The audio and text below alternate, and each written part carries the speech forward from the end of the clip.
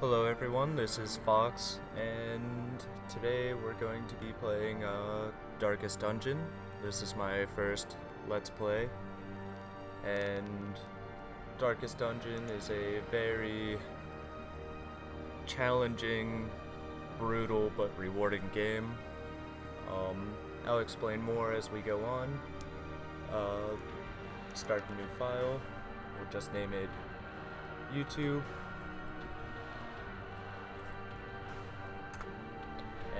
And let's get into it.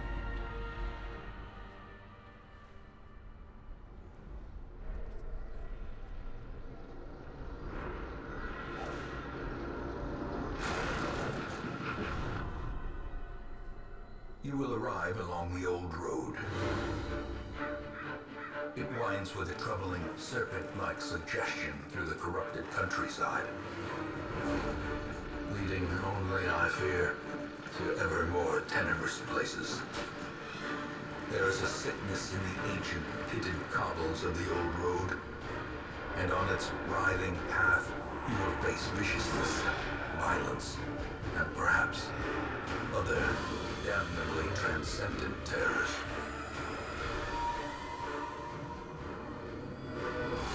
So steel yourself, and remember there can be no bravery without madness. The old road will take you to hell, but in that gaping abyss, we will find our redemption. I love that opening. Out of almost every game I've played, it's one of the best openings I've seen. It really sets the tone for the game. As you can see, like, the art is amazing.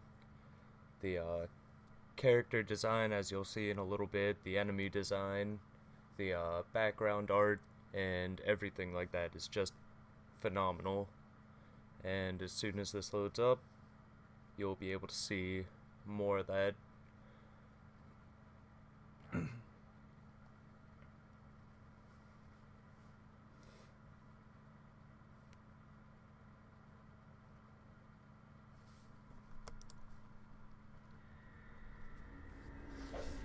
Alright, so here it's just telling you about the navigation, which our map is down here, and our objective is to go from here to here. So, gonna click on this room to start moving in this hallway. These lanes. Keep to the side path. The hamlet is just ahead. And this is just explaining you can either use your mouse or the D and A keys to move forward and backwards. I personally like the keyboard. And Dispatch this thug in brutal fashion, that all may hear of your arrival. And here's our first fight. It's explaining that it's a turn-based game, and we got surprised, so our party got a little bit shuffled. So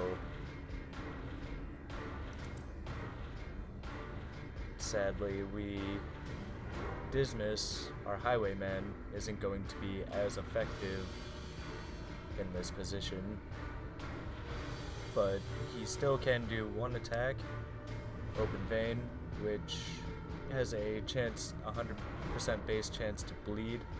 And if you scroll over top of the enemy, the Brigand Cutthroat, you can see all of the enemies' health, their chance to hit, their crit rate, their damage, their stun resistance, blight resistance, bleed, debuff, and move resistances, their speed, and everything of that nature. Pretty much everything you need to know about the enemy is right there. And he only has a 20% resistance to bleed, and I have a base of 100, so let's do Open Vein and see if we can get a bleed on him. Did 5 damage, and we did get the bleed, so that's going to be an extra 2 points of damage when his turn comes around. Decimated. Unless if we kill him first. And we get 250 gold for our trouble. Switch these guys back up. Reynold is our Crusader, pretty much our frontline man. And click this down here to bring the map back up. And now they have interactive objects or curios which you can investigate. So we're going to click on this, and this right here, if you have items in your inventory, you can potentially get better things out of the curios by the way of using items. But since we don't have anything we can use, we're just going to check the time. 100 gold and are often low on supplies. Some onyx, which is worth 500 gold. Leave nothing unchecked. There is much to be found in forgotten places. And not all curios have a good side effect. An ambush. Send these vermin a message. The rightful owner has returned, and their kind is no longer welcome. So now, this Brigand Bloodletter, he takes up the first 2 spaces. So we can use Grapeshot Blast, which hits the first 3 targets, so it'll hit both of them and spread out the damage a little bit. So 3 and 4 respectively, and then return some of that damage. And his chance to be stunned is 50%, and we have this attack on our Crusader Reynold, stunning blow. Base chance is 50%, so coin flip. Did 3 points of damage, and I got the stun. So that prevented him from moving, and you can see down here, he has a plus 40% stun resistance, so unfortunately I can't just keep stun locking him so he can't act throughout the fight. But his bleed resistance is only 20%, so we're gonna try and open vein again. 6 points of damage, got the bleed. 3 points of damage total across the party. Ooh, that was a big hit. And he moved the Crusader back.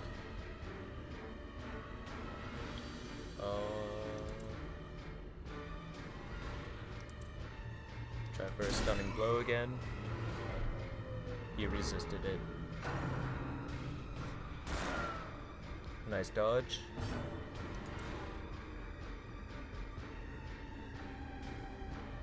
Since Dismas is in the first position, I can't use pistol shot to try and target the Fusilier. But that's okay, we're just gonna open vein. Get another stack of bleed, so it's 4 damage for 3 rounds. And he has minus to bleed resistance and minus to speed. Try and stun him again. 2 points of damage, and he resisted.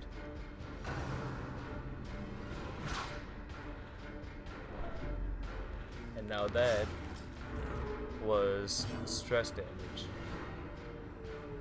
Our Crusader Reynold has 7 stress on him because of that attack.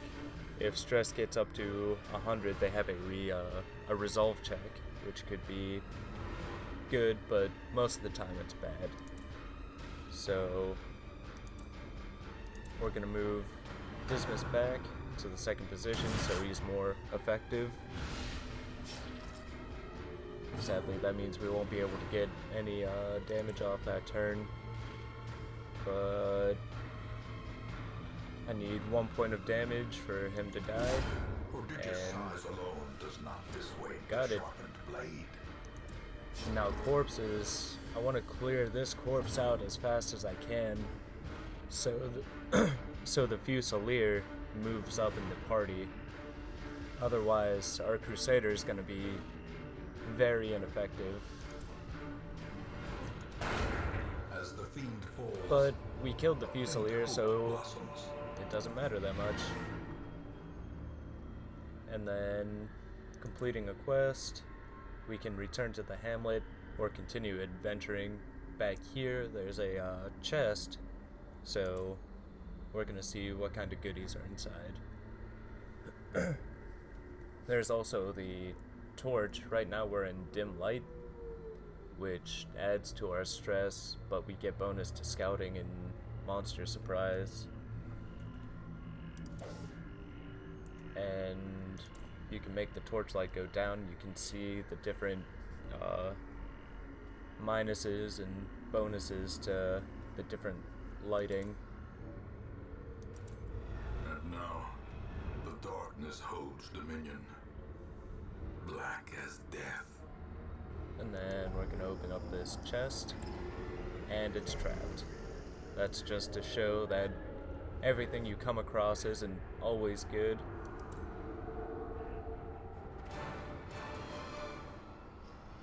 Got 5,000 gold for our trouble.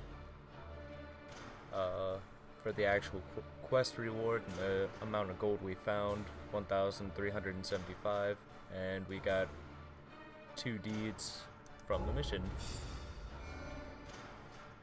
And this is the experience screen.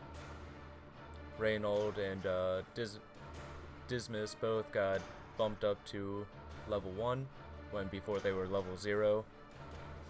And this right here is a potential to get a good quirk, but we got Necromania, which fascinated with the corpse, which will come into play when we're out and about scouting dungeons, and Ruins Explorer, plus 20% chance to scout in the ruins.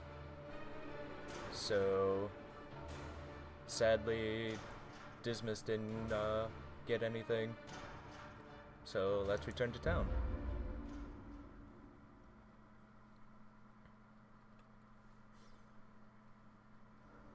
Welcome home, such as it is. This squalid hamlet, these corrupted lands, they are yours now, and you are bound to them. Alright, the activity log is just showing what we did for that week. It's telling us that our highwayman and our crusader both got to level 1, and the quest goals, pretty much all the bosses that you run across, and then the roster goals, which are all the different classes, and to get to that max level 6.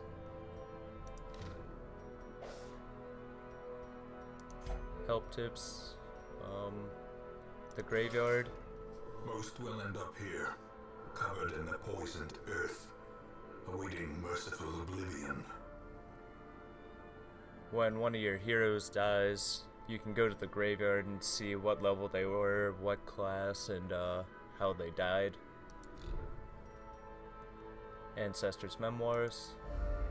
In time, you will know the tragic extent of my failings. This is just showing all the video clips and sound clips from the different parts of the games when you unlock them, which you can see portraits of a lot of the bosses, which is pretty neat. I never noticed that before. And then one of the most important aspects of the early game is the stagecoach. Women and men, soldiers and outlaws, fools and corpses, all will find their way to us now that the road is clear. So, we have a plague doctor here to be recruited. Stress faster. If her stress is above 50, she doesn't need any food to eat, which is a big part of the game also. There's random food activations throughout the dungeon, so if one of those pops up, she won't need to eat if her stress is above 50. And then Plutomania, manic for money. So we'll see how that kind of plays in, but the Plague Doctor is mostly about blighting and stunning, and she has a bleed skill, and she also has different skills that are locked right now to heal blight and bleed on your party members. So we're gonna go ahead and grab her. What better laboratory than a blood-soaked battlefield? And then this is a Vestal we can get, which is mainly a healer, but when the full release of the game came out, they added more options for her to be more of a damage type as opposed to just straight healing. But she has weapon tinker, weapon upgrades are a little cheaper, and she has kleptomania, prone to stealing items, which comes into play in a huge way later on in the game. So we're gonna grab her also. Battle, pious and unrelenting. And then over here, you can upgrade the stagecoach, increases the number of available heroes to 3, which when we go out to a dungeon and come back, there will be 3 heroes to pick from as opposed to 2. And this just increases the size of your roster. Right now we can only have 9 heroes, but if I upgrade it, I can have 12. But just so we get more diversity, I'm gonna go ahead and upgrade that a couple times. Foolishly seeking fortune and glory in this domain of the damned.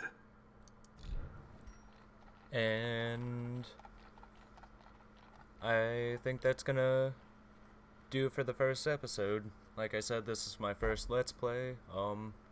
Like, subscribe, comment, tell me what you think. Hopefully I'll be, this will become a weekly thing. And yeah, have a good day, everyone.